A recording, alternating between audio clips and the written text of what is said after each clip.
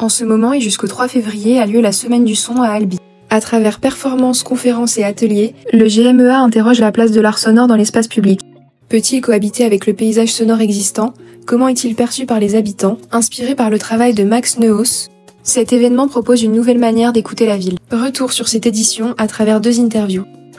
Alors la Semaine du son, c'est un événement national qui permet à différents acteurs de réfléchir, de faire prendre conscience surtout de la place du son dans nos vies.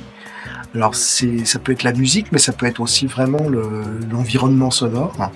Et moi j'ai pris ce prétexte chaque année pour organiser un événement thématique.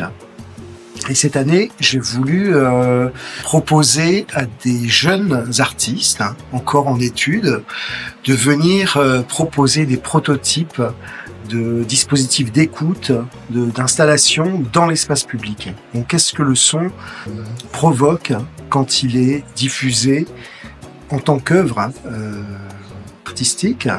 Qu'est-ce qu'il provoque dans la ville et comment surtout il trouve sa place?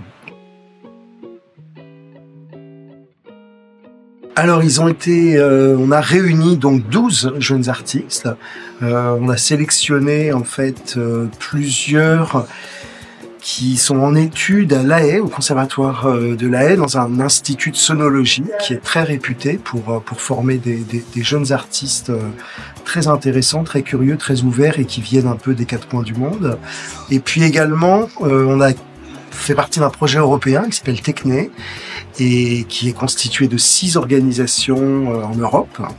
Et là, chacune de ces organisations nous a recommandé un ou une jeune artiste pour faire partie de cette cohorte, de ces topographes qui donc ont arpenté la ville. Alors avec beaucoup de liberté, la commande c'était vraiment de repérer un endroit et de proposer une œuvre dans cet endroit de la ville.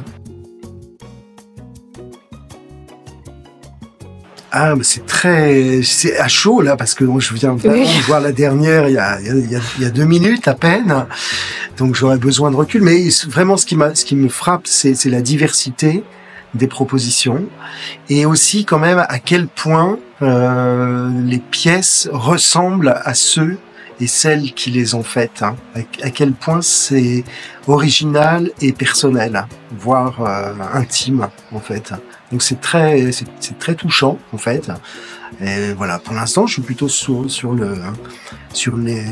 l'accueil de cette émotion, de les voir réaliser quelque chose de très personnel dans une ville qu'ils ont tous et toutes découvert il y a une semaine.